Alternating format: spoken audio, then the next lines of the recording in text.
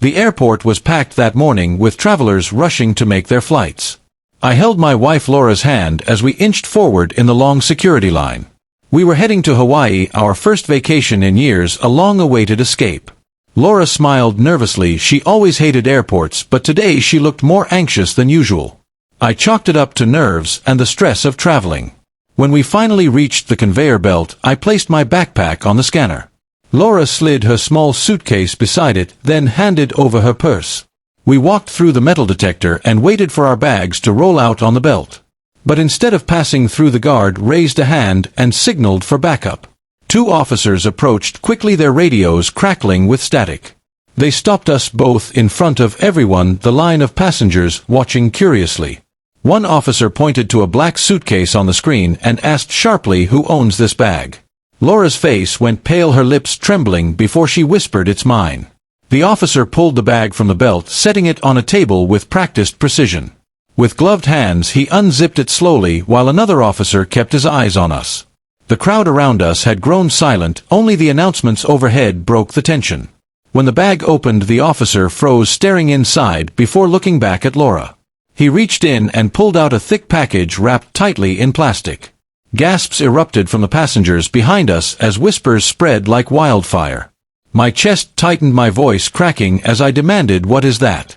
Laura stammered, I don't know how that got there." But her hands shook violently, betraying the truth her words could not hide. The officers immediately moved in, cuffing her wrists as she began to cry. Passengers pulled out phones, recording the entire scene for the world to see. Another officer turned to me, demanding to know if I had any involvement. I shouted no, explaining I had just come back from a business trip last week.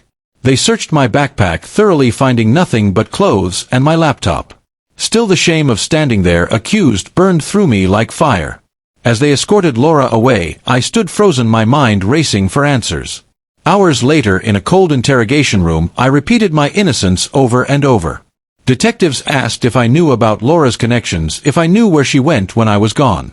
I admitted I had suspected her of secrets, but never imagined this. Finally, after what felt like an eternity, they released me but kept Laura in custody. Days passed before the full story came out, and it hit harder than any betrayal before. Laura had been working with a man I had never met, moving things for money.